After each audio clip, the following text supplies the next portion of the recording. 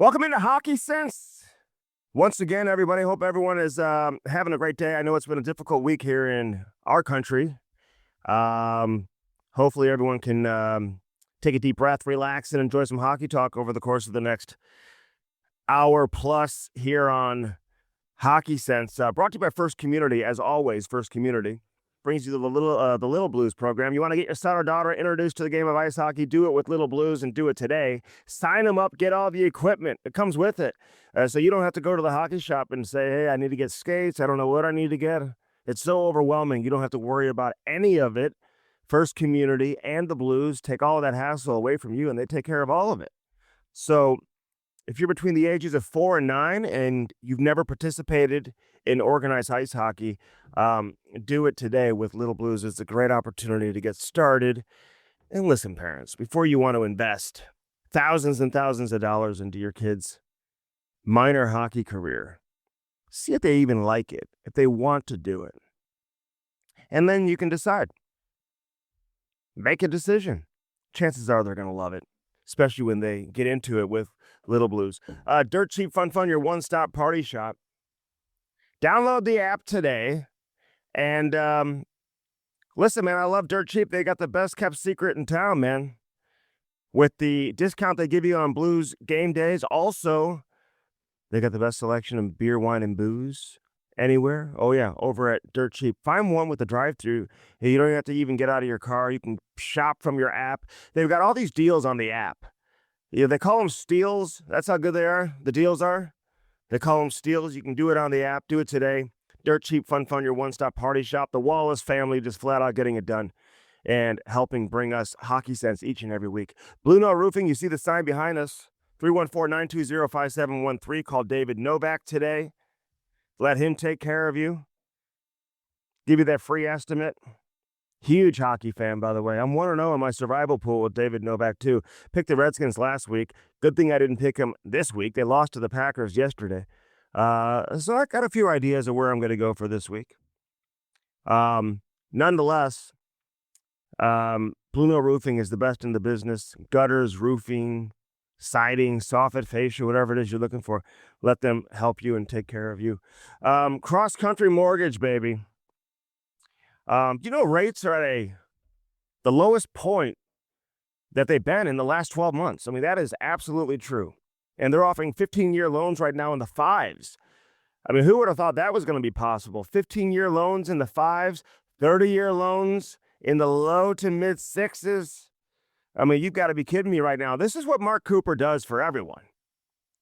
I mean, not just for our listeners. You can tell a friend if they didn't listen to the show, hey, make sure you tell them to say my name or say Hockey Sense, and they're going to waive all the lender and appraisal fees. It's going to save you like $2,000 off of fees. So Mark Cooper flat out handing out gifts right now. Take advantage of that. Cross Country Mortgage. 1 out of every 35 mortgages in the country is closed with Cross Country Mortgage. They've got great incentives for first responders.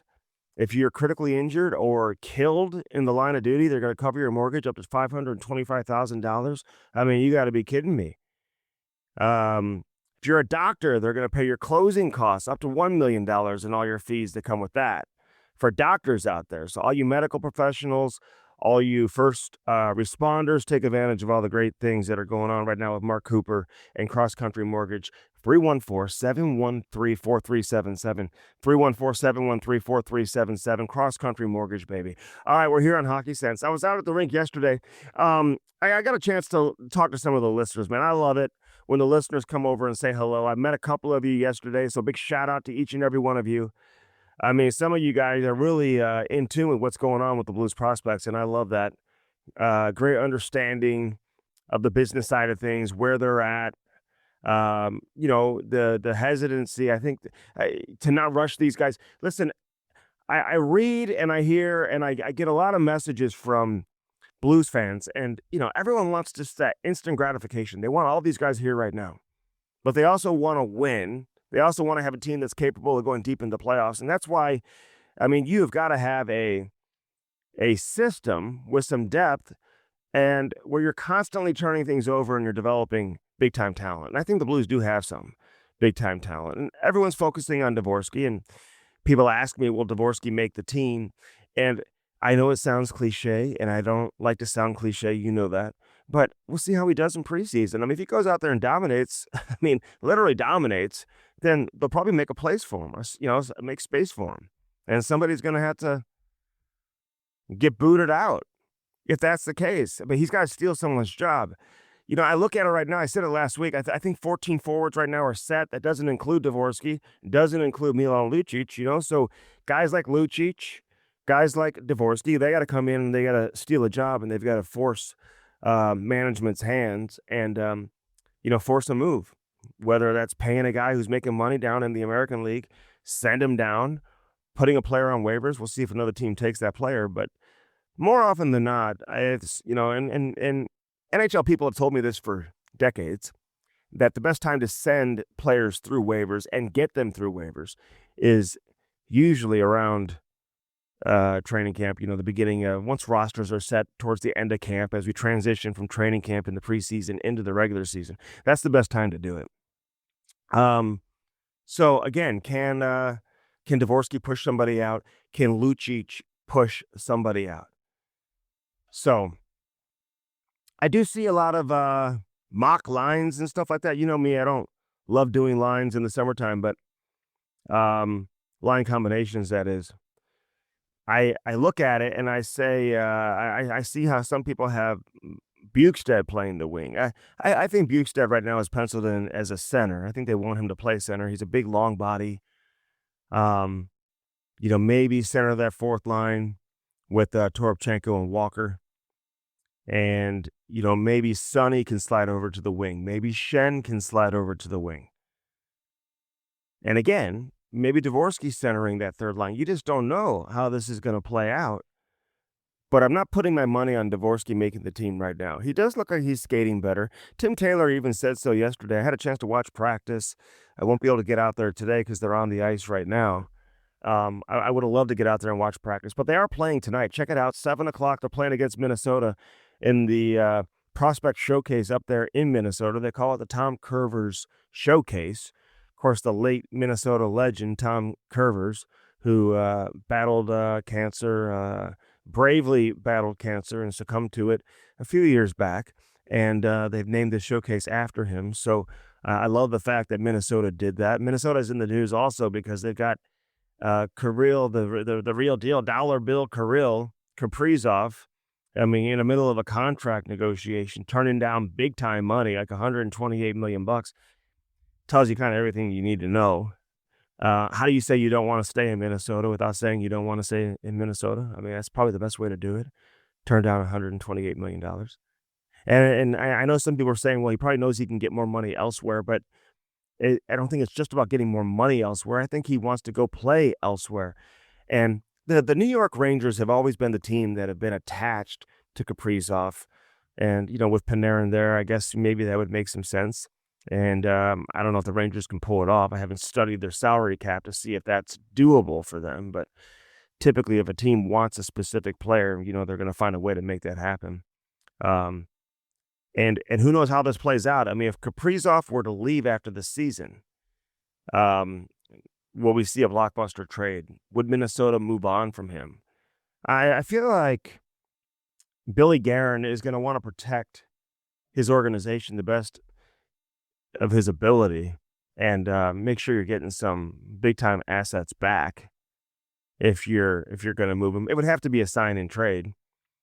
That's the best way to recoup the most assets and to get the most value in return. So pay attention to Kaprizov. We'll see how that plays out. But I don't think anyone truly ever expected him to stay in Minnesota. And I'm not closing the door on him staying there and re-signing with the Wild. But I just never felt like that was in the cards. I always felt like he was going to move on and he was going to leave. Could be wrong. Hope not. I like to see these teams who, bring these players over, specifically from Russia. And they, show some loyalty to the organization. And they stick with the organization. That's a big-time contract they're offering him. Because I feel like that $16 million number is around the range that Connor McDavid is going to come in at. Now, I just wonder if his camp is sitting back and saying, hold on, pump the brakes. let's see where this goes with Kaprizov before we sign. Because if he signs for some astronomical number, then, we're not going to have Kaprizov making more money than us. But I never felt that McDavid was, using this opportunity to become the highest paid player. I think this guy wants to win so badly. He knows he's going to get paid big time money regardless. And he could sign a deal today that would make him the highest paid player, north of what his teammate Leon Draisaitl is making, who's in that $14 million range. He could certainly surpass that and get to 16, and I still think allow, in his mind, the organization to build around McDavid and Draisaitl and put together a championship caliber roster. Now, you could argue they have one already, considering they went to the Stanley Cup final each of the last 2 seasons, but they have proven that they weren't good enough to win, even though they came back and forced a Game 7 2 years ago. But those guys are going to need some help, and the best way to get them help is to leave some money on the table for management to go out there and bring in some talent. But I do feel like, and sources have confirmed this to me, I think some other free agents who have been in Edmonton who have re-signed in recent years, we all know some big ones, I think they had those conversations with McDavid. I don't think you can make your decision whether or not to stay or re-sign with a team based on what McDavid is going to do. But I think if a player is going to commit long-term to an organization and you have this contract looming over the organization's head, and certainly the biggest story going in the NHL will be McDavid's contract, I think it's fair to say or to ask the question, are you planning on staying here? Because otherwise, I don't know if I want to stay. And I think the dialogue between McDavid and his teammates have given those specific teammates the reassurance that he is sticking around. Now, it may not be for 8 years. It may only be 3 years, 4 years, 5 years. We'll see what it looks like. But I think he does plan on signing. And if I was Connor McDavid, who can pretty much put up 90 points with his eyes closed and certainly well over 100 every year, he's regardless of how many years he signs. If he signs 4 years, this guy's still going to be in position at the age of 32 to hit another home run. The way McDavid plays, he will be great into his late 30s and certainly into his low 40s. I mean, his skating is just so generational that he's going to be great for a long time. So even if you get him at 32 and you were to sign him to a 7-year deal or, a long-term contract, I think he would still reward you with some big-time play. And we're seeing that right now with Sidney Crosby. Although the feeling right now amongst a lot of people, I think the narrative's changed a little bit. The tone has changed. Pat Brisson came out and made a comment about anything's possible, and everyone's kind of taken off with that. But listen, I think the chances of Sidney Crosby moving on, I think, are certainly higher today in most people's eyes or their viewpoint, maybe in comparison to how people were thinking a year ago, 2 years ago. In my opinion, he's got to go. Just go.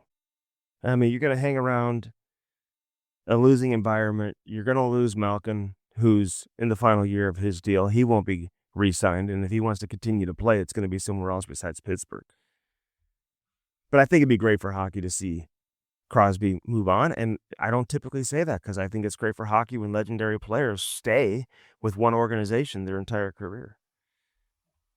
Getting back to the prospect camp, though, for tonight, I mean, there's one player that I have I'm really going to be watching closely, and a lot of you are saying, I want to watch I want to see Dvorsky. I want to see Otto Stenberg. I want to see Lindstein. And, of course, you want to see all those guys. But I'm telling you right now, I want to see Adam Urasek defend at a high level. And I think when you evaluate him and you watch him play, I think that's what you need to focus on is his stick, his skating ability, his ability to defend inside his own end. He's not the flashiest player. He's not a Quinn Hughes or a Cale Makar or one of these guys that's going to jump up in the play all the time, look to create offense from the back end, be aggressive.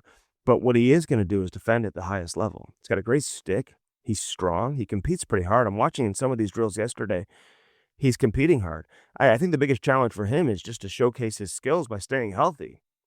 He's had way too many injuries. And that would be the concern for me. But when you see him play last year in the World Juniors and you see his hockey sense and you see his ability to really anchor that defense and how well he played against the best countries, it's hard not to be excited about what he can bring to the table. And I'm watching him yesterday. And you got Logan Mailloux, obviously, as a right-hand shot. Jurasek. I mean, you got all these guys, man. They are,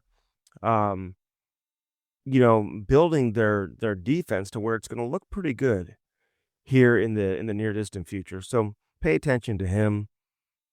Quentin Burns getting under the skin of some guys yesterday, even in practice, to bring some physicality.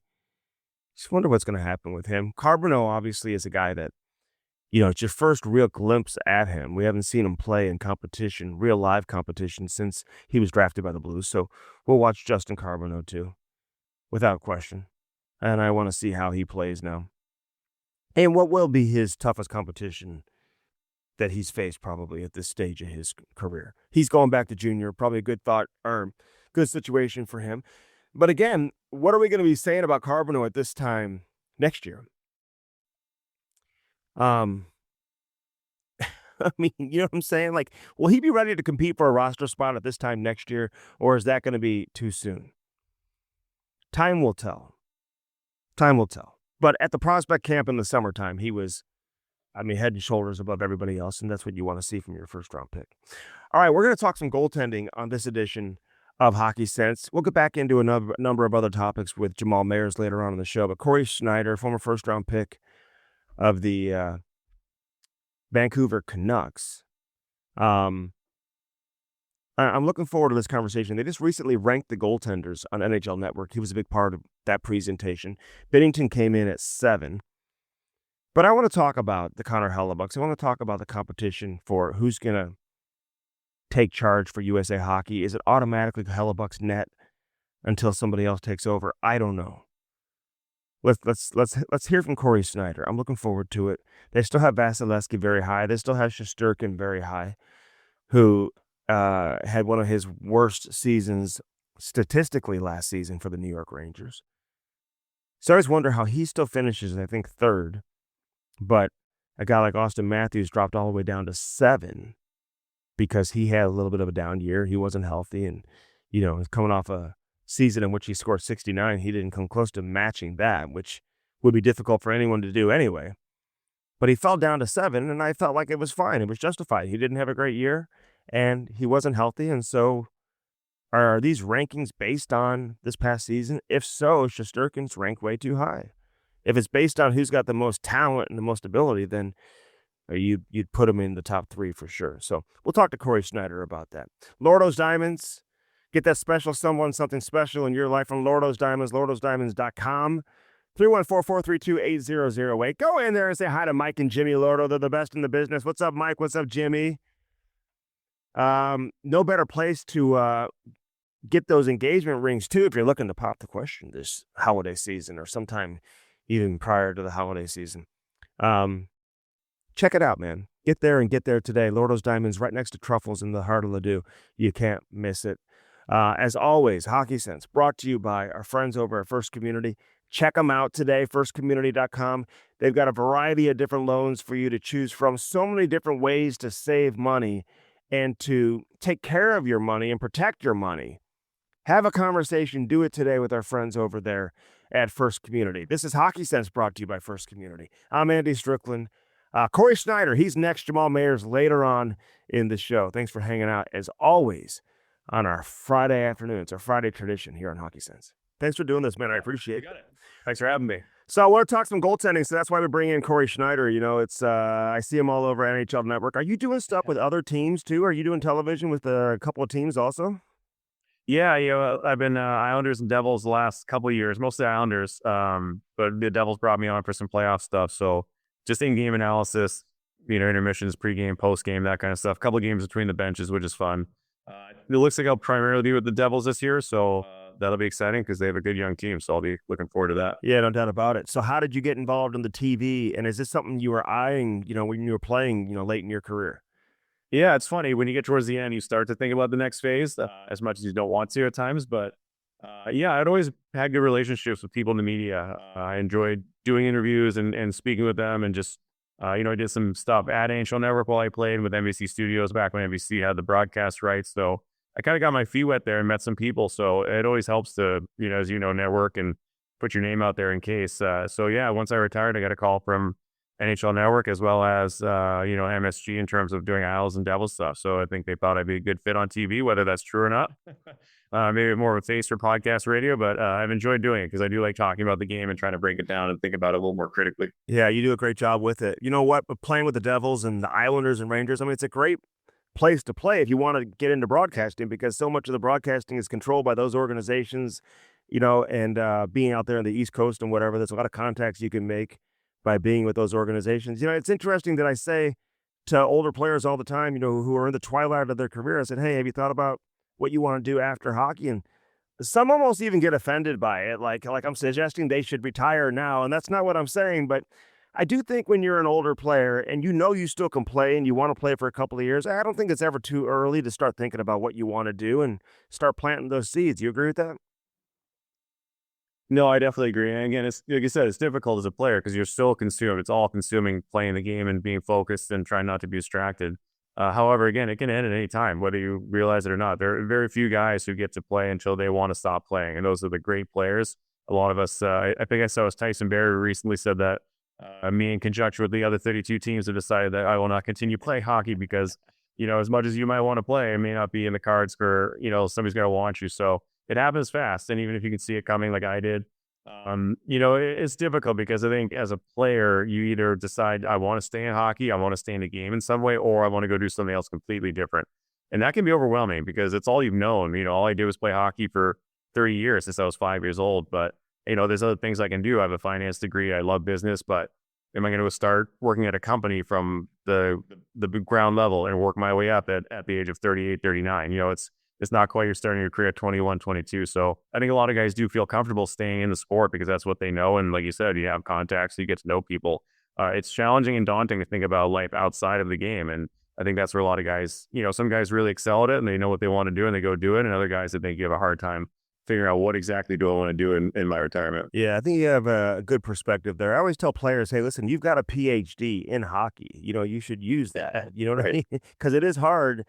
I even tell younger kids who go and play in the East Coast for a couple of years and they're hanging on and they get to 24, 25 and it's like, well, I want to go play for another year or two. But then you got to start your life after hockey at some point, so it's tough to cut the cord, right? And to give it up because everyone loves the game so much. But there is another life out there after hockey that can be very enjoyable, and I can tell that you enjoy doing it. Well, what do you find the most difficult part of doing television? Is there one thing that's more difficult that has taken time for you to adjust to more than others? I mean, it's like anything. It's like playing hockey. You got to practice. You need reps. You need to learn, cadence, how to talk, how not to, say, those little placeholders, things like that. I try to have a fluid thought, but it can be challenging. I think the hardest thing sometimes is you get all the traffic in your ear. You have an earpiece and your producer, your director are talking. You're trying to speak and make a thought, and meanwhile, someone's talking in your ear, and you sort of have to juggle and do two things at once, walking and chewing gum. So early on, that was challenging for me, just knowing the cues, knowing not to get thrown off when somebody's in your ear speaking. I think, too, it's trying to come up with something original and unique. And, you can say a lot of the same things, boilerplate, pretty standard stuff. So I like to be analytical, and, sometimes that can come off as critical, but I don't mean it to be. It's more just, hey, we're all pro hockey players. When I could take criticism as a player because that's sort of the job. You have to learn, and you are going to make mistakes. And for me, I think it's easy to talk about all the great things, and that's fun. It's fun to talk about the exciting stuff, the fun stuff, the obvious stuff. But I sometimes try to look at it from a different angle. What can they do to improve? What happens if things go wrong? Just try to look at it from a different side. Because I think there's more discussion and more nuance and more. I think it's more interesting to talk about. Hey, Connor McDavid's great. We know that. Okay, well, what happens if he doesn't sign with the Oilers? What happens if there's a hole in his game somewhere? That's a more interesting discussion to me than we know how good he is, which you got to celebrate. But I think trying to find an angle that isn't just the same thing over and over again can be a bit of a challenge because, there's only so many ways you can talk about the same issue. When you talk to someone, NHL alumni, and they get older in their careers, the one thing that's noticeable that kind of goes is your speed. Can you maintain the pace of play? I mean, you look at Patrick Kane as a perfect example. He still has unbelievable hands. I mean, guys who can shoot the puck and still shoot, late in their careers, but it's the speed. What about goalies? Like, what are you looking for when you start to see a goalie start to decline? What areas kind of go first for a goaltender?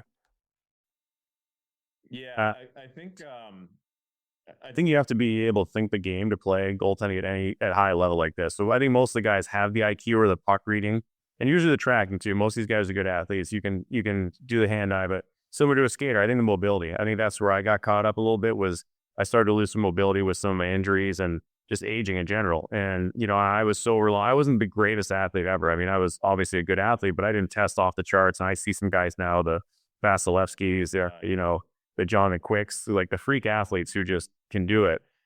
So for me, I had to rely heavily on my positioning, my anticipation, knowing what's going to happen before it happens. And as soon as you lose that 2 to 3% of athleticism, or maybe you're a split second late getting to where you need to get to, the game becomes a lot harder. So I think for goalies, you can start to see it when they're not moving as smoothly, when they're a little awkward, when they can't get in and out of their positions quickly enough. Because again, every nanosecond makes a difference, and all of a sudden you're a half second later than you used to be. You don't get to see the puck as long, and now it's by you, or you're not handling it the way you want to handle in terms of rebound control, putting it where you want. So I definitely think the footwork, lateral movement, getting in and out of your set, your positions, I think that can all catch up to a goalie. So that's sort of what I look for. Because again, you're not going to lose your hand-eye that quickly. And, again, some of it's just mental. Sometimes you just got to mentally grind through some tough stretches. And if you lose it mentally, it's hard to get back in terms of losing confidence and the belief in your abilities. What was, in your opinion, your strength as a goaltender versus maybe your biggest weakness as a goaltender? Do you feel like the goals that you allowed were in one area of the net, that maybe you struggled the most in? And were there areas of shots that you rarely got beat on because you were so good in that specific area? Yeah, it's funny to think back on. I'm sure, some other people have different opinions based on the end of my career. But yeah, you know what? I think it was my mind. I think being able to read plays, anticipate, know what's going to happen before it happens. I think that was my strongest area. I didn't play an overly loud game. I wasn't all over the place, sliding in and out. I tried to play very composed and under control. Again, because I trusted my positioning and my hand-eye coordination. And, you can stop 90% of the shots that way. If you're in the right spot, it generally tends to hit you. And every now and then you got to go outside of your area to go make those saves. I think weaknesses, clearly puck handling, it's not a strong suit of mine. It just wasn't emphasized as much when I was a kid. So it's not something I learned. And I was a right-handed shot growing up, so I had to learn how to shoot lefty, which complicated matters. Shootouts was an area I did struggle in. I was usually pretty good on breakaways in games or penalty shots in games, but once we got to the shootout, for whatever reason, I just had a hard time with it. And again, I don't know if that's where you might need a skosh more athleticism to get to the spots and shootouts and do that. So maybe that's where I struggled a bit. But, I was taught by my goalie coach, Rolly Melanson in Vancouver. It's just, don't get beat through your body. Don't let pucks go through you. Make them go under the bar. Make them go posting in. Make them put in a perfect spot to score. And I try to live by that. It says, hey, if you make a great shot, I'm going to tip my cap to you. But, if it's not a great shot, it's either going to hit me or I'm going to be able to get it. So I sort of live that way, just to not get beat by bad shots as much as possible. And I think every goalie does, but sometimes you let a few squeak through that you'd like to have back. But again, don't get beat through your body. And that was sort of my ethos. Was there a superstar player that you owned, and then vice versa, a superstar that kind of owned you? Give me some names. That's a great question. I know you mentioned Patty Kane had a few on me for sure. He made me look silly during the lockout at Switzerland on a shootout move, and then against the Hawks, he always seemed to get his against me. Ovi, obviously Ovi. I thought I did a pretty good job against him, all things considered, but I think he still got 8 or 9 against me. Tough when you're in his division, though, so you see him quite a bit. Yeah, guys I owned, I'd have to look that up. I don't think Sid lit me up too badly. I think I'd have to go check that. He was passing, yeah, exactly. He was dishing. That's the problem. One guy who I am pretty proud of, I think we were the last team that I mentioned before, Connor McDavid ever scored on. Really?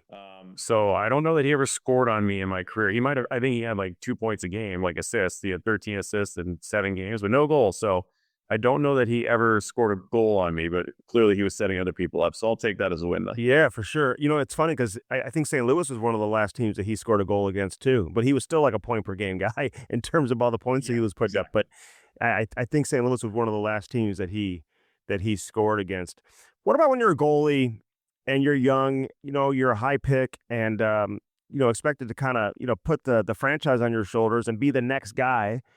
And you're coming in knowing you're going to replace a guy who obviously has been around for a while and kind of has that status. In the case of New Jersey, legendary status. Obviously in Vancouver, still Roberto Luongo, who was a huge name. How difficult was that? Like, were you mentally prepared for something like that as a young kid? Yes and no. I don't know that you're ever really prepared because I think you don't know what you don't know at that age. I didn't. I think it helped that I was a kid from Boston. I'd heard stories about Vancouver, the goalie graveyard, all that when I got drafted. So I was a little naive to all that because I just wasn't exposed to it in that market. I just sort of grew up in the other side of the country and didn't really have to worry about it until I turned pro. And then it gets real when you show up in Winnipeg or Vancouver for training camps and they're asking all these questions. It's kind of like drinking out of a fire hose for a minute, just a little overwhelming. But I think that's part of the position. And you have to believe because, I remember when Roberto got traded there, kind of the writing was on the wall. It said, all right, you're not long for this organization. But, my agent, Mike Liud, who played the position really well for a long time, St. Louis, he was great for me in that aspect in terms of just trying to focus on what was important. And, he was matter of fact saying, hey, he was have to take Roberto's job and then go from there. And I was kind of like, yeah, right. He's like, no, seriously, like you have to believe that you're going to take his job one day because otherwise you're just going to submit or just be happy to be a backup or happy to be there. So I think having that mentality of competing and pushing and learning, you want the net. And I think, from a young age, you learn that that's the difference between a starter goalie and a backup goalie is that as a starter, you want the net, you want to keep the net, you don't want to give it up, and you don't want to give anybody open the door at all for somebody to come take your job. So that's what made guys like Marty and Roberto so great. I learned from them in a good way, not a negative way that, hey kid, you're not taking my net. I'm going to out-compete you in practice. I'm going to be better than you. And I picked that up from them. So I think I learned more from them than worried about the pressure. It's just your play speaks for itself. And if you're worried about the other things, then you'll never make it to where you want to go. But I was very fortunate. I had those guys' posters on my wall as a kid, so to share stalls and pick their brains and just learn from those two guys. I think any goalie's dream. So I consider myself fortunate and not unlucky because again, who knows? Everyone's path is different. Some guys get to the league too quickly and they flame out and they burn out because they don't have the right teaching and insulation and mindset. So again, I got to learn from a guy like Roberto and kind of be, eased into it. And then I was ready to go once I left Vancouver. First off, nobody can analyze a situation better than Mike Liut, just so you know, as you know, right? So there may have been an hour and a half conversation you had with. I mean, you have 10 minutes, he's got 25. At least he may yawn a couple times while he's talking, but he's a wise guy. So yeah, exactly. Love Mike and Jordan Binnington just passed him for the most career wins in Blues history. I think last year, and he represents Binnington too. It's interesting. You guys do the rankings of the NHL Network, and it got a lot of attention, obviously, with Austin Matthews slipping down to 7 or whatever with the centers. It wasn't me. So I know that wasn't, but it's like. I've been asked about that in a couple interviews I've done, and I'm like, well, who was ahead of him? And I said, well, this has got to be based on last year. He didn't score 69 last year, so all the guys that were ahead of him had great years. And now I'm looking at the goaltending list, and Shesterkin was still 3rd overall, didn't have his best season, so maybe my reasoning for Matthews slipping was a little bit wrong. Who knows? But how do you compile that list? And listen, Shesterkin, I think everyone would agree, is a top 3 goalie in the world, but how did you find a way to keep him there coming off a year where maybe he struggled a little bit? Did you guys wrestle with that internally or no?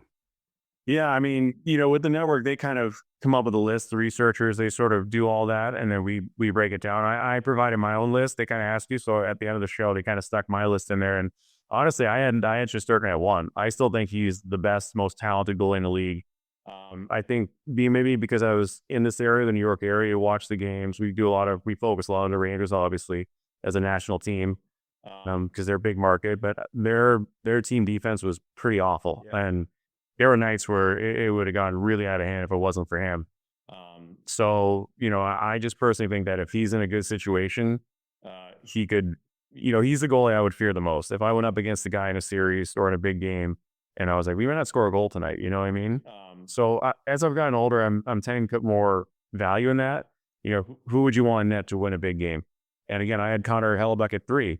which may be crazy and some people probably don't like. And I think he's a hell of a goalie. He's the best American goalie probably of all time when all's said and done. He's going to set all sorts of records. He'll be a Hall of Famer in my opinion. Yeah. So I'm not trying to knock him, but I can't ignore his playoff track record recently. And it's just, Bobrovsky was too for me. Guys won back-to-back Stanley Cups. I mean, so yeah, he could be again, it's hard because it's a list. So people get really fired up over lists. I know. But And in my opinion, I think there's 5 guys that are separated themselves. Shesterkin, Onger, Bobrovsky, Vasilevsky, and Hellebuck. Those 5 guys are in the top tier. So stack them however you want, your preference, personal preference.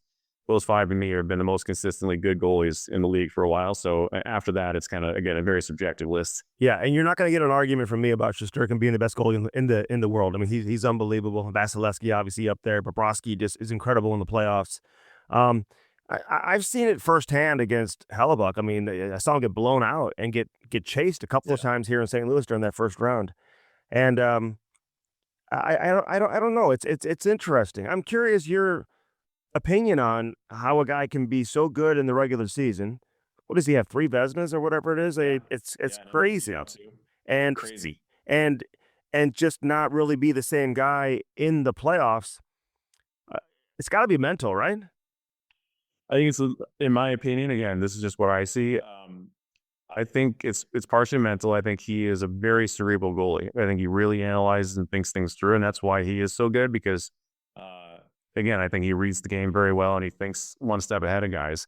So I think that's part of it, but sometimes that can work against you. It can work against you because you start overthinking and you start, feeling the moment a little bit. And I succumb to that at times where you're like, oh man, this is a big moment.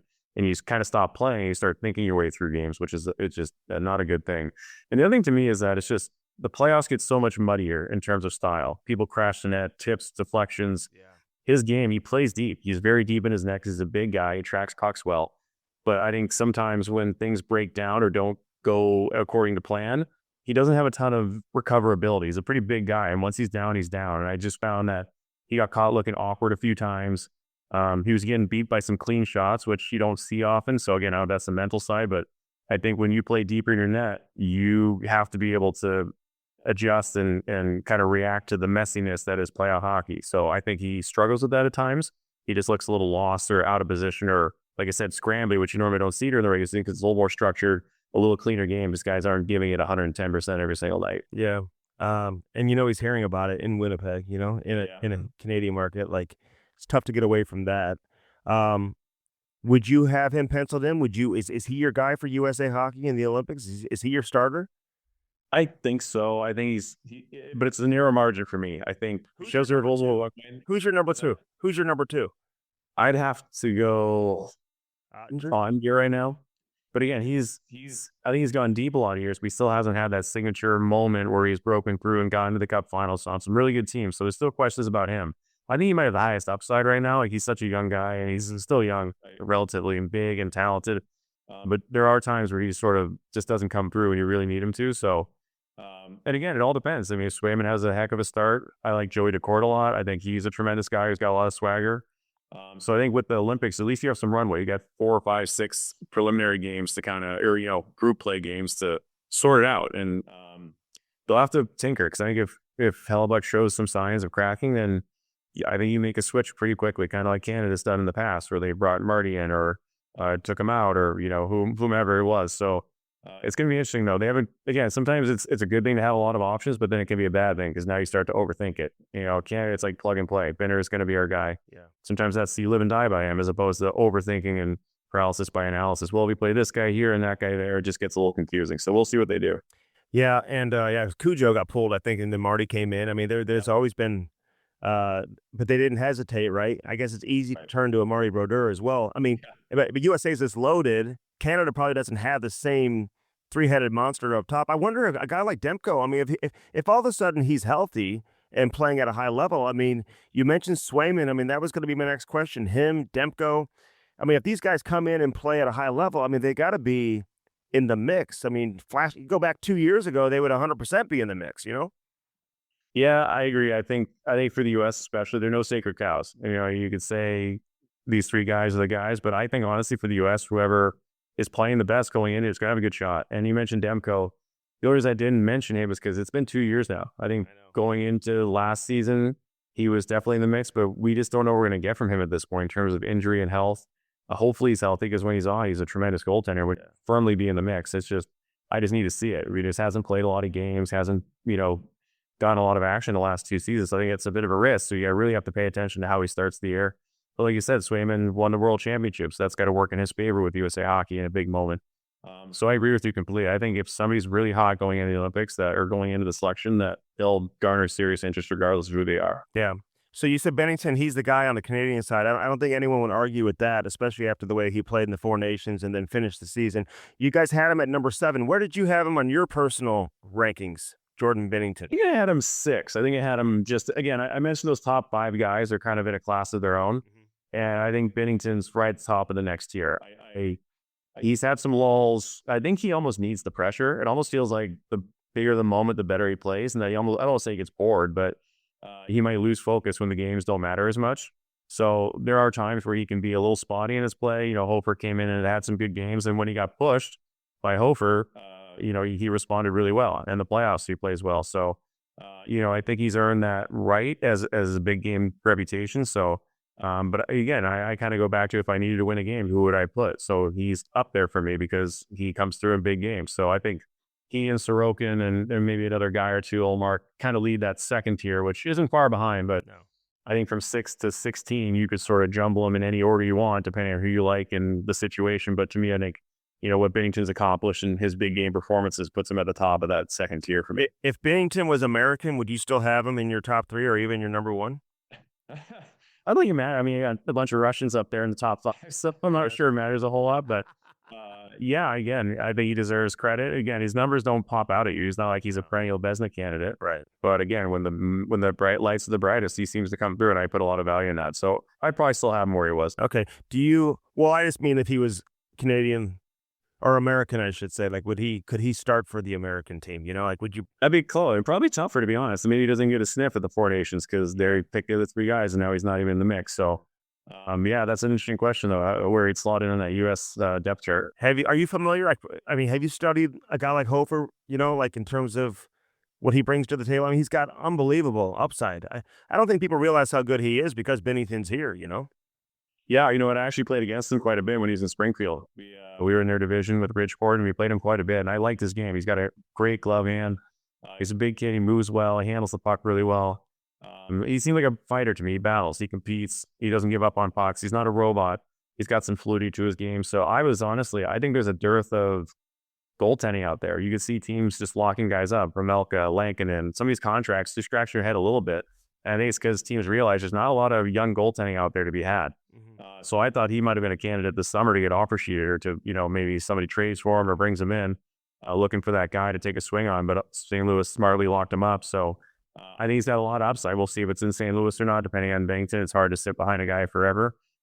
But he could have some value around the league for sure. I think teams are desperate for a good young goaltender to build around or put in and see what they can do. Yeah. See, the goalie position. A couple more things for you, man. You've been great. I appreciate it. But yeah, you know the goalie position. I've always found it interesting that you just don't know how to predict goaltending from year to year. I feel like maybe it's a little bit easier today with all these names we're mentioning. I'd be shocked if a few of them just kind of fell off. I just don't expect that to happen. But in the past, you just didn't know what to expect year to year from goaltending. Why do you think that is? Is that on the shooter's learning tendencies? Is that mental for the goaltender's perspective? Why have we seen such inconsistency with goalies over the years? Yeah, I mean, I think there's a lot of different factors that go into it. I think goaltending, you're so dependent on what happens in front of you. Again, I have those 5 guys at the top because I think they're somewhat system proof that even behind a bad situation, they can still play pretty well and not get lit up. But I think as a goalie, you're at the mercy of how the guys in front of you perform. So if that changes, say you change your system, say you lose some defensemen, say you just lose defensively, I don't care how good you are, you're going to look bad. You're going to get backdoored. You're going to get plays made on you that shouldn't get made. There's that aspect. And I just think the mental component, it's so hard to be perfect every night, and just the mental toll it takes on guys. That's why I think you see guys playing fewer and fewer games. It's just the way the game is developed.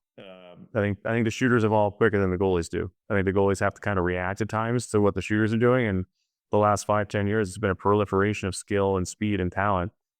And that's going to make any goalie look bad. And I've said this before. I think we had not a golden era, but from, 2000 coming out of the first lockout in '04 to, maybe the COVID break, you had about 2/3 of the league you could pencil in every year. The Lundqvists, the Renes, the Brodeurs, the Luongos, the Jonathan Quicks, the Holtbys, the Bishops, I can go down the list forever. Tuukka Rask, guys who just had the net. And now you're purging all those guys, and you've had a whole wave of goalies come in that have had to sort of learn on the fly and haven't had a guy in front of them or a guy they can count on. So I think teams are just trying to figure out who can play and who can't. And it's like a running back or a bullpen in baseball. Just year to year, it can be very volatile. And there's several reasons why, but I don't know if I can pinpoint one exactly. Yeah. We had Ben Bishop on here just a few weeks ago, man. It was he was so good. You really dive into his numbers. I mean, like he was tremendous. I mean, people don't they almost forget like how good this guy was. Yeah. How was Marty Brodeur with you, by the way? When you got to Jersey, I think that was his last year in Jersey before he became a Blues legend. But how was he, knowing you were coming in to take his job? He was good. Marty and I get along really well. It was a challenging situation for everybody. I think here's this guy who's larger than life. That is the Devils franchise. Like, he is the guy. He's Mr. Devil. He's done all the things that everyone loves and remembers. So, and I think what made him so good is he had an unwavering belief in himself. Even at 42, 43, when I showed up, you still felt I could go play 70 games right now and play well. And I think I learned that from him too. Just have that confidence and that belief in yourself. So again, he was great to me. We had no issues. Obviously, it was a tough spot for him because he sees his replacement coming in, and he doesn't want to give up the net. As I talked about, those guys, they don't want to give up the net. So, he competed hard, and he didn't make it easy in terms of playing time. So I appreciate that out of him, though. That's what you expect. So again, we were just at different phases of our career. He was on kind of phasing out and, wasn't ready to, and I was sort of phasing into that stage of my career being a starter. So, the coach had to be cognizant of, hey, this is Marty Brodeur. This isn't just some guy. So, I think he earned that respect and deference, and we just worked together. I think we ended up splitting games more or less 43-39, I think. So again, I'm sure he wasn't happy with it, and I'm sure I wasn't happy with it, trying to make a name for myself in terms of that, but it never became personal. It was just more the situation we were in terms of trying to keep us both happy and playing well. Yeah. I still see him around, man. He lives here in St. Louis. So, I see him at golf events and all that kind of stuff. So, again, we always have a good chat when I do see him. Hey, last thing for you. You mentioned Bishop. That 2007 Frozen Four here in St. Louis, man. I mean, you and Brian Boyle. Hey, Gerby may have been on that team too, right? He was. Who I see now, he coaches his kids the same age as my kid. I see them. Oh, no way. He's out of Detroit, obviously, but Detroit, yeah, they got a wagon up there. Oh boy, here, yes. They may not go to school. I don't know what goes on over there. They just think they're on the ice all day long. Tell your son that you're going to send him to Gerby if he doesn't decide if he wants to play or not. So, but that main team was good with Bishop. North Dakota had Taves and Oshie and these guys, and Michigan State ended up winning it with Applicator, I think, was their big guy. Some big time names in that Frozen Four. What do you remember about that experience coming to St. Louis? Yeah, it was great. Not the ending for us, unfortunately, but we lost in the finals the year before in 2006 to what was now a kind of loaded Wisco team. Had Pavelski, Burish, Jack Skilly, Brian Elliott. Like, they ended up being a pretty good team, and we were a bit of an underdog. We lost a lot of seniors. We were like a 3 seed in our region, but just got hot. Boiler turned it up. We had some good players. Gerby went kind of nuclear. So we kind of found ourselves in the finals, and we lost 2-1 to Wisco. We got outplayed. We kind of shouldn't have been there, but we were. The next year going to St. Louis, we were the number 1 team in the country. We'd won 13 games in a row. I think we beat Nodak in the semis, like you said. It was a bit of a shootout because you said they had Zajac and Taves and Oshie and Spear. I think Duncan won the Hobie that year. It's kid Ryan Duncan. Here, nobody really remembers. Yeah, I know. So out of all that, he ran abilities. And Ryan Duncan? Yes, exactly. So they were loaded, and I think we kind of outlasted them. And I think we were a bit surprised that Michigan State beat Maine. I think it was a bit of an upset or a surprise because Maine would kind of run into them all year in Hockey East. And again, they had Bish and I know Michigan State had Applicator and the Lurd brothers, but they weren't as loaded as some other teams. But they worked hard and they played well. And we got to the finals, and I think we were really confident going into it. And we were up 1-0, I think, in the third, and they tied it. And then Applicator scored that goal with like 30 seconds left. And it was just stunning. I think we were just kind of bewildered by it that we couldn't really believe we lost that game. And, in retrospect, they played really hard and they worked well as a team, and we just couldn't cash in on a few chances. But that was kind of the one that got away for me. The year before we were a bit lucky. That year we should have probably taken care of it, but we didn't. So it always kind of sticks out in my mind. But the event was great, and playing that arena and playing other NHL arenas is always fun. So I do have good memories about it. Otherwise, Yeah. I remember vividly. I mean, I was a young reporter at the time, but like well after the game when you guys beat North Dakota, I mean, Taves wouldn't get out of his equipment. Like he was sitting there at the stall in full gear, skates, everything, gloves on. And he didn't want to take it off because he knew that was his last college game. He was going to sign with Chicago. So, yeah. but great stuff. Hey, keep up the great work, man. I love what you do on NHL Network. It's good stuff, and you bring a lot there from a goalie perspective for sure. So, hopefully we can do this again sometime. Enjoy the rest of the off season because it's going to be here quickly. Yeah, start ramping up pretty soon. But I appreciate you having me on. Thanks so much. Yeah. All right, Cory. Take care. Welcome back, Jammer. How we doing? So I was at the rink yesterday. Had some viewers come over. They love the show, love the conversations that we get into. So we hit a lot of different topics here. So stay through the show when Jammer joins us each and every week, because you never know what we're going to get into. I'm watching these young kids, man. I mean, the prospects who are going to be going to Minnesota, they play tonight against the Wild, 7 p.m. The Blues are going to stream it on their website, so check that out. I love the prospect camp every year because it's an opportunity to see some of these guys. They're all big, Jamal. I mean, not only fast and skilled and whatever, but the size that these guys bring to the table is so impressive. And I'm looking forward to seeing them get going. This truly kind of kicks off the NHL season for me. Yeah, what I love about it, and I don't think these rookie things kind of existed. They kind of came after I was. You didn't play in the Traverse City? I never did. I was. I guess came right after you then. Yeah, so I never did participate in those. But what I do like about them, there's so many different examples. Andrew Shaw for me is the big one that sticks out. I know that he really impressed, the team, the brass at that rookie thing. And next thing you know, no intention of bringing him to main camp. Wow. These young players can earn an opportunity to come to main camp and to make the roster. So I always tell younger players, and the mindset should be, they all have every player that's in the organization that's signed, the organization has a plan for them. So Andy Strickland, they see you as, 4 years away. Your job in training camp is to expedite that plan, to change the plan for you personally. So really exciting time and opportunity for, young players for the Blues to take a step forward. That's what's going to have to happen. And for other guys to assume larger roles. And, the dynamics of the back end is changing, some new faces up front. But again, they're looking for these younger players to push and make decisions difficult for management. Yeah, I could see Andrew Shaw doing that just because his game would pop. I could see him just running around, just crushing guys and then scoring goals at the same time. You know what I mean? Like, and that's good. And there's always one guy, who kind of does that. Now, the first round picks and the draft picks are always going to get the bulk of attention, but it's a great opportunity for these guys who weren't drafted, who are coming in. And I'm thinking that Traverse City may have been going on when you were in college, right after you were drafted, but the college kids aren't ever here and they never participate in that tournament. So that may be why you didn't play. Yeah, because could be. I always joke around with Larry Plow, because in the late 90s and early 2000s, the Blues would win the Traverse City Prospect Camp all the time, the tournament, without any prospects really, because there was a stretch where they didn't have a whole lot coming in, and then when they had the big dogs, when they got to Eric Johnson and the Oshis and the Berglunds and all these guys, Petros, they never really did very well in that tournament with all these guys that would go on to play 1,000 games. But when they had a bunch of guys that really never played or had real long careers, they would win the tournament. They'd go there with older teams and find ways to win. So, but I would imagine it's a thrill to put the uniform on, even for these guys. It may be the only time they ever put a Blues jersey on. It's a great point. It's an opportunity for them to showcase their talents and their ability, but also you're right.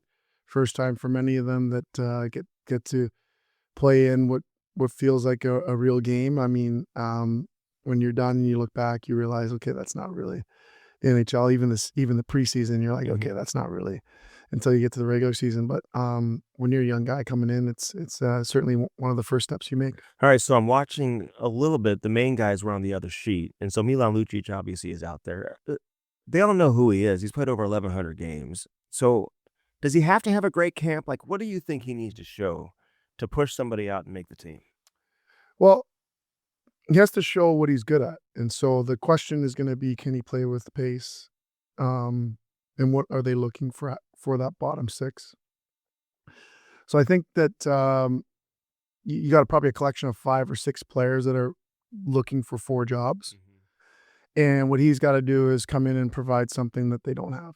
And obviously, he's a guy who could provide some energy, hard to play against. But for me, I think it's going to be important for him to show that he can keep up and show that he can play with pace. And if he's able to do that and affect the game in a positive way, that his veteran presence and all the attributes that he brings, toughness, ability to, just his presence, I'm sure, around and having him around would be helpful. And I think the game's kind of gotten away from having older guys in the bottom part of your lineup. But I think that teams that have success, and you look at the teams that, you look at Florida, and I think if you're able to bring in, my theory is if you're able to bring in guys at the end of their careers that were top 6 players at some point in their career, and at the end of their career, bring them in as bottom 6, that's a winning formula. And obviously you have to have young players and stuff, but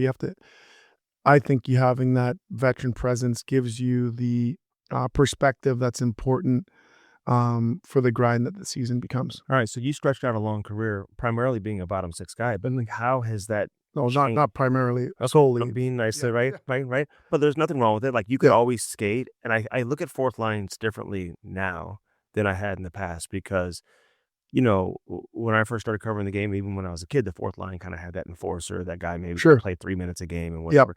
You don't see that anymore, and rarely do you hear GM say top 6 anymore. They always say top 9 because your third line is pretty much a second line nowadays with the talent that's on all these rosters and with these guys having the ability to chip in offensively. So skating, though, has got to be so important, though, for the fourth line. All these guys who play the fourth line nowadays, the Toropchenkos, the Walkers, like these guys can all fly, Yeah, and you also have to have, not all of them, but I think 2 of those guys have to be able to kill penalties. I think that obviously Luch isn't going to be killing penalties, but maybe if injuries or things happen, he can find himself on that second unit power play. So he has the ability with injury as well to be elevated. But the most important thing is going to be, can he play with pace? The physicality that he will bring, it is mute if he can't get there. If you're late, you can't hit the guy. Right. So he's got to show that physicality, but it all starts with pace. Can he keep the pace? Can he play with pace enough to affect the game when he was younger? So it's important. For me, it was, you have to give up something when you get older. And when I played till I was 38. And past 34, I had to lose some weight, like 10, 12 pounds, to play with the pace to stay fast. And I think that if you don't get that mix, in my opinion, if you don't get that right, then, because the first thing they're looking for is, can you keep up? Right. That's 100%. Right. I was wondering if you were going to say that because that is it. It's like, can he play at the necessary And pace, so right? I wanted to eliminate, I purposefully with my trainers decided I'm going to make sure I can keep pace, even if I lost strength. Made it difficult when you're fighting guys who are a little bit, now 20 pounds heavier, and it made it a little bit more difficult in that sense, in the physicality and the wear and tear. But the first thing for me, the priority was I have to be able to keep up and still be one of the faster guys. Did you ever have a run-in with him on the ice? No, but I should have. One of my regrets was I don't think I was on the ice, but I was in that game when he hit Rhino Van Ryn. I was playing playing for Toronto in the glass shot? Yeah, I don't know if Colton Orr ended up fighting him or someone else ended up fighting him, but I felt like I probably should have done something. I don't know if I was. I don't dirty the whole hit, thing. though, was it? It wasn't dirty, but it was a massive hit, like that needed a response. How does that happen, though? Oh, back then the glass was the seamless glass that didn't give at all. I think they tried that out for 2 years, and I think probably 15, 25 guys. What do you say to Van Ryn after the game? Like the next few weeks? I mean, are guys... Oh, no. Is he okay? Was he... No, he was concussed and his shoulder hurt. Yeah. Okay. So not good. Different situation. Yeah. You can laugh at a guy if he's okay. Right. But not if he's not. I mean, we just had Lucic on the Camel Strip podcast, so just going through some stuff, I forgot about that play, and I saw it, a couple weeks ago. I'm like, oh my God, and it's Mike Van Ryn of all people. So, yeah, and I think that was, unfortunately for Rhino, like that was the beginning of the decline for him. That was awful. Yeah. You wonder if the people in the front row, if they got cut. I mean, glass just shattering everywhere. Right. And it was a massive hit. You don't see that too often. Is that the only time you ever saw that? The glass shatter like that Yeah. after a hit?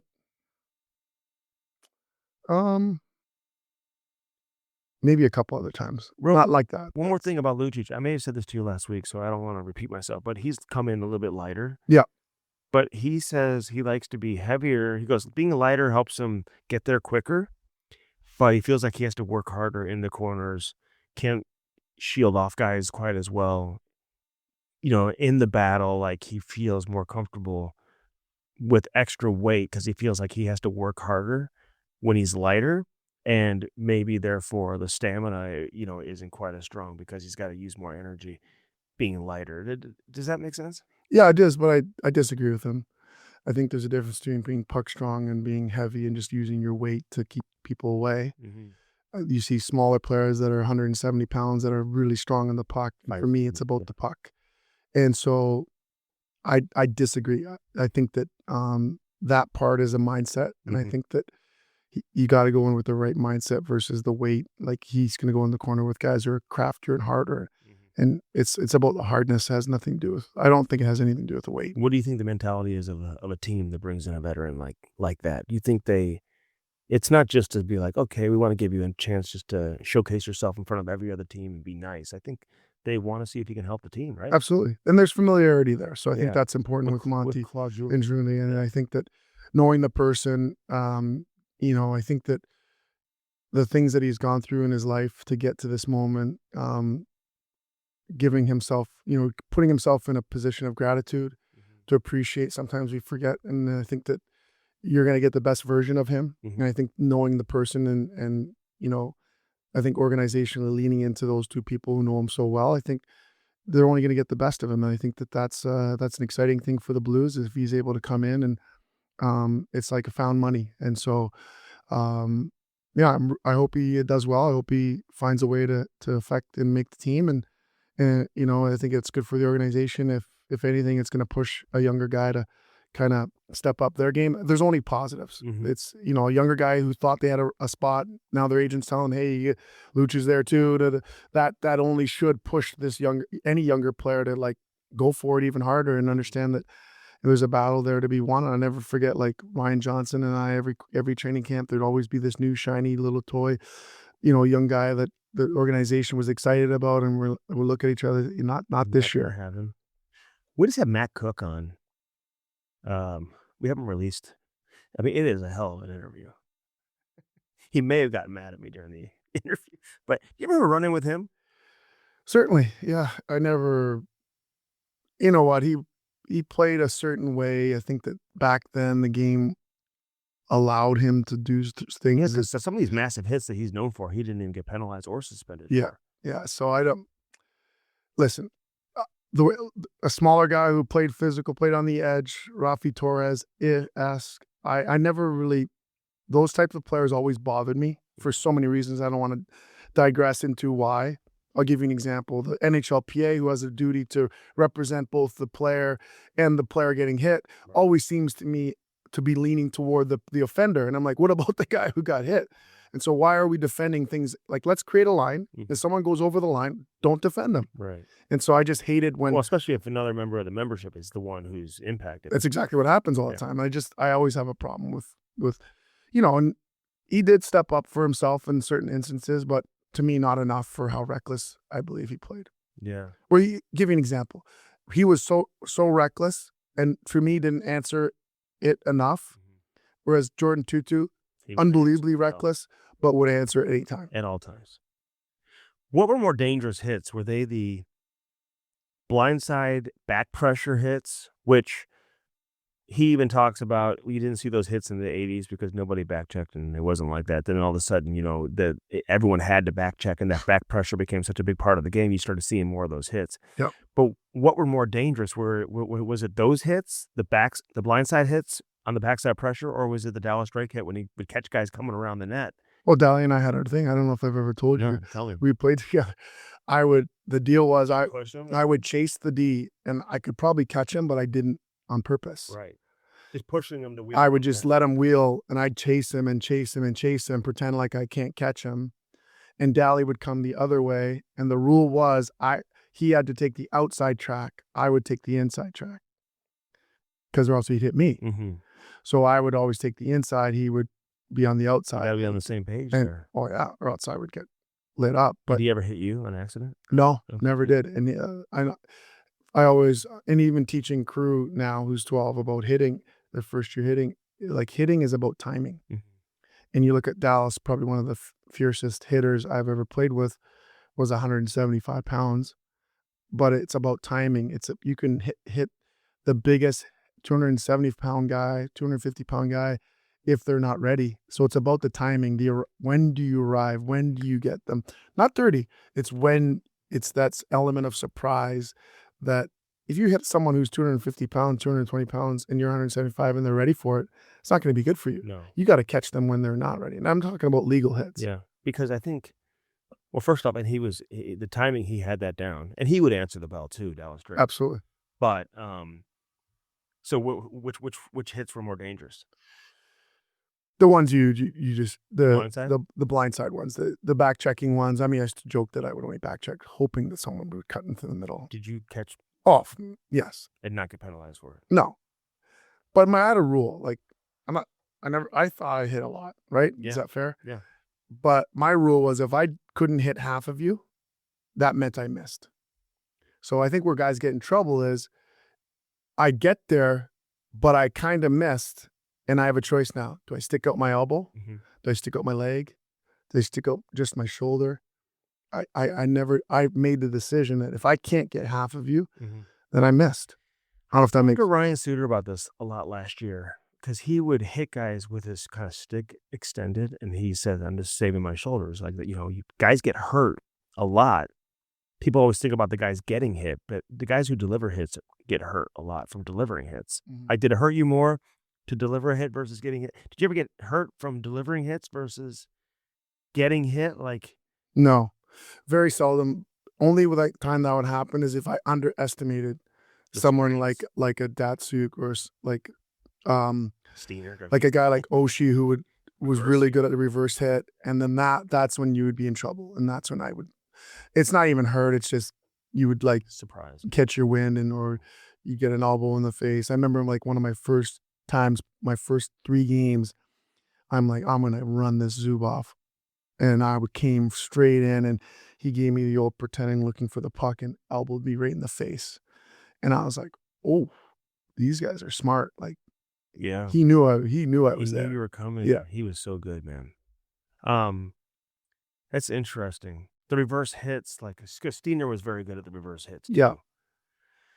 But A lot of young players don't really know how to do it, and I'm trying to teach. that can be a dirty play too. Sometimes these guys, It's smart. I'll never think it's dirty. I think it's smart. I think that if you get caught with a reverse hit, it's your own fault. That's my view on it. I feel like what's the key to delivering a reverse? the key is leaving the puck.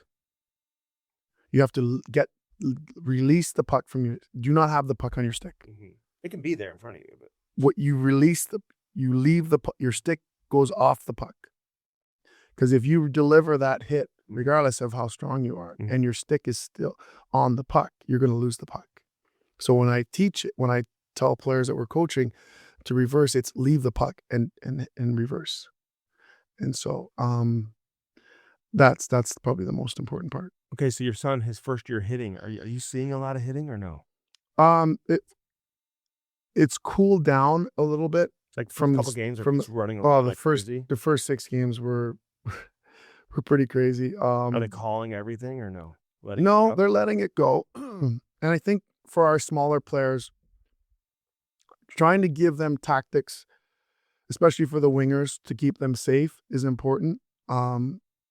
Without drawing on a board, I can show you another time and explain it to you. But for our like 3 or 4 smaller players, forwards, I've shown them like, this is what you're going to do till you start to figure out the timing in the defensive zone.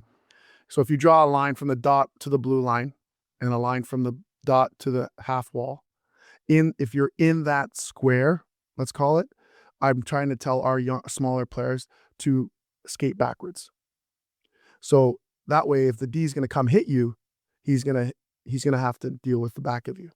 which is a lot more difficult, and you can kind of protect yourself with your rear end, right? Versus turning into it, looking back, and now the guy's coming toward you. So, does that make sense? Yeah. And I think once they figure that out, also, I think it's helpful that our coach was agreeable to put some of our, if we're a smaller winger, put them on the off wing. I think that helps them see everything is going to be in front of them, and they'll be less likely to be facing the wrong way. You know, this is the first year my kids play the offside. Yep. And I thought, you know, it's not always the most comfortable coming out of your own end, picking up pucks on the wall and whatever. But I think in the offensive zone, there's a lot of advantage to being on the offside. I like it for both. We'll talk off air, and I'll give you some pointers on what He needs to get his butt to the wall versus he's catching the rims on his forehand as a right shot on the left side. You know what I'm saying? Yeah. We should talk after. I'll Yeah. give him, like, there's probably 4 things he can do that he should But probably. in the offensive zone, you're just coming off the wall and you're Oh, it's perfect. Everything's in front of him. Yeah. So it's like I always wonder why so many European players like playing the offside. Well, all the the game changed, right? It used to be the center transported the puck from the neutral zone, then Patrick Kane changed it, right? Then you got Panarin, and then you've got all these guys that are now playing wing, but they're really the center. Yeah. They're carrying the puck through the neutral zone, and I would say 9 out of 10 of them are playing their off wing. Panarin, Kane. I saw a video today, people asking Patrick Kane, like, you know, what's your selling point to Billy Guerin to make you, like, please stop asking him that question. It's like his selling point. How about his hockey DP page? That would be a selling point. But he said, well, to make the team not based on my past, but by having a great first half of the year. It's like, it just give the guy a little bit of respect here. Like, I don't think he needs to come out and have, 40 points in the first 30 games to make the team. You know what I mean? Like, so it would help, obviously, if he doesn't have 10 points in the first 40 games. But I think they kind of have an idea, don't you think, of if he's going to be on the team or not? I think they have. I think that if he has a good start, doesn't have to have a great start, I think he's on the team. I think you need veteran players. I think he can fill a lot of different holes. If you think about anybody who can run a second unit power play, I mean, granted, he's not who he was 10 years ago, but he's still a guy who last year in the second half of the season put up over a point a game. So, he would be on my team. And I think a lot of the younger players, I think, are making that clear. They want him on the team. And I shouldn't even say younger, but the Kachucks and the Hugheses, those guys, they want a Patrick Kane around. He's a leader. I think that Darby doesn't get enough credit for being a leader. Is he loud? No. His actions is his leadership. The fact that he won't get off the ice and is continually working on his game day in and day out is how he leads. Stepping up in the biggest moments is how he leads. Recognizing those moments, I think, just even if he's not on the ice, recognizing it on the bench will be his. I mean, a lot of players do feel that, but I don't know if many have a better sense of how and when those opportunities are there. What do you make out of the Kaprizov situation right now in Minnesota, turning down $128 million? I mean, is this a case of, tell me you don't want to stay in Minnesota without telling me you don't want to stay in Minnesota, or you think this is purely negotiating and Wilds fans shouldn't give up right now that, there's a chance of him staying? Well, probably a little bit of both. I think it's unfortunate. I thought Billy Guerin handled it perfectly in the sense that he believes it's his responsibility to protect the player. Once it gets out, he turned down the highest, richest contract in history. Kind of makes your player look like he doesn't want to be there. And so I think that Billy did a great job in letting everybody know, like, this is just part of the process. It's truly unfortunate that this got out. But they have a great relationship. He's hopeful that he'll get him signed, regardless of what that number is. But it also makes you think, well, maybe he doesn't want to go back there. And maybe there is something on the side that they're looking at or eyeing at and looking. And so, that's a possibility as well. I think that, time will tell. I think that at the end of the day, I think now that they're close, because they have to be close, right? Like, the number could go up and down $1 million per year, but now that they're close, I think it's probably pressure's now on Billy to get it done before the season. And, I'm guessing that would be his goal. If you're McDavid, are you holding off on, say he was close to agreeing to an extension with Edmonton, would you want to wait and see what Kaprizov signs? No, because I think it's very likely he's going to sign a 3 or 4 year deal Right. or not sign at all. I think the way he's handling it, listen, when his buddy Draisaitl and he's traveling to Europe and he's in the wedding, and I don't think he's leaving. Well, I said this earlier in the show, and I'll repeat it right now. I know players who have signed extensions there recently, who before they signed, they had that conversation with McDavid. Just, hey, like, if I'm going to agree to stick around for 8 years, can I assume you're going to be here for a portion of that, you know? Yeah. And I think he gave them that insurance, you know what I'm saying? So, or assurance. So I think there's negotiating going on there. I don't see him walking right now after this deal, but I do think and I think a lot of his teammates believe that he's going to end up signing somewhere in that 4 to 5 range, 3 to 5 range, whatever. I don't think anyone's expecting him to sign an 8-year contract extension. No, I also think, like, it doesn't matter what Kaprizov gets. If Kaprizov ends up getting 17, 18, then his number is going to get to that or more. Or maybe he's going to be fine with, I want you to build around me as well. I'm fine with the 16. So if it's 16 times 4, that's still generational money, 64 million over 4 years. Like, And he's already made generation. he'll be fine, Yeah. right? So it's not about that. For him, it's about, what are you doing organizationally? Put me in a position to win. Correct. And I want to win repeatedly. And I think it's brilliant of him just to keep signing these 4-year deals. Mm-hmm. And as soon as the cap goes up, get back up to that 18, 19% Well, he's one of the guy who cap, can do that, right? Yeah. right? So, that formula makes sense. And maybe if you're not going to do it, then I'm out of here. Like, so if I was him, maybe it's 3-year deal. Yeah.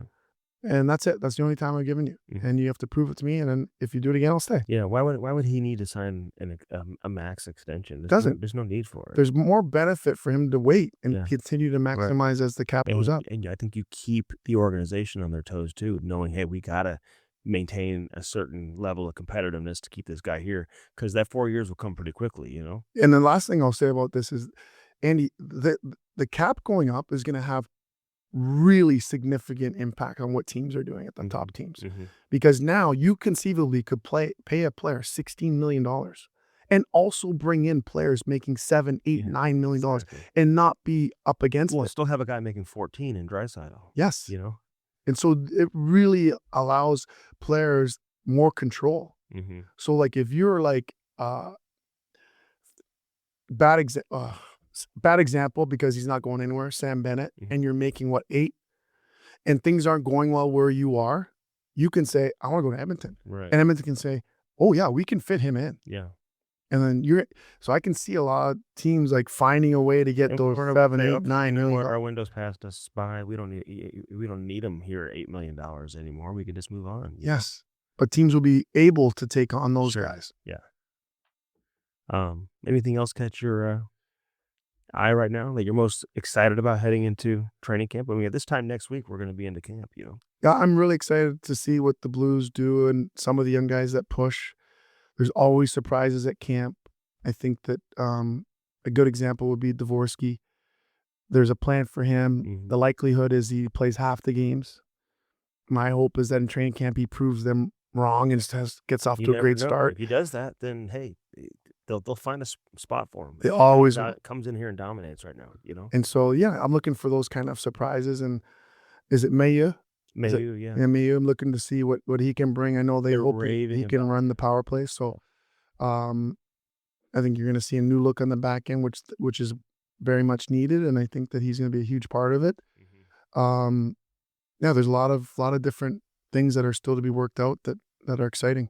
Yeah, the new colors look good too, actually. Oh yeah. So I was talking to AAA. I think they're going to change the colors eventually. Obviously.